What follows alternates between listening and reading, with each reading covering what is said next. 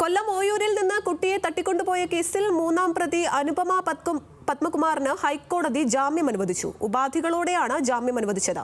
വിശദാംശങ്ങളുമായി കൊച്ചിയിൽ നിന്ന് ഷപ്ന സിയാദ് ചേരുകയാണ്. ഷപ്ന, എന്തൊക്കെ ഉപാധികളോടെയാണ് ഇപ്പോൾ ജാമ്യം അനുവദിച്ചിരിക്കുന്നത്? മറ്റ് വിശദാംശങ്ങൾ.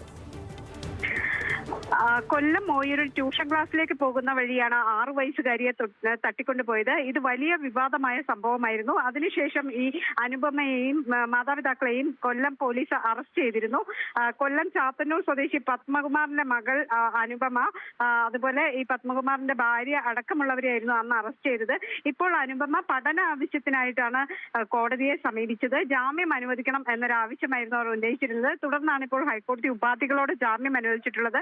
ഈ സമാനമായ കുറ്റകൃത്യങ്ങളിൽ ഏർപ്പെടരുത്, അതുപോലെ തന്നെ സാക്ഷികളെ, ഈ കേസുമായി ബന്ധപ്പെട്ട സാക്ഷികളെ സ്വാധീനിക്കരുത് തുടങ്ങിയ ഉപാധികളാണ് വെച്ചിട്ടുള്ളത്. ഏതായാലും പഠനാവശ്യത്തിന് വേണ്ടി ഇടക്കാല ജാമ്യമാണ് ഹൈക്കോടതി അനുവദിച്ചിട്ടുള്ളത്. ശരി ഷബ്ന, കൊല്ലം ഓയൂരിൽ നിന്ന് കുട്ടിയെ തട്ടിക്കൊണ്ടുപോയ കേസിൽ മൂന്നാം പ്രതി അനുപമ പത്മകുമാറിനാണ് ഹൈക്കോടതി ഇപ്പോൾ ജാമ്യം അനുവദിച്ചിരിക്കുന്നത്. പഠനാവശ്യത്തിനായി ജാമ്യം അനുവദിക്കണമെന്ന അനുപമയുടെ വാദം അംഗീകരിക്കുകയായിരുന്നു.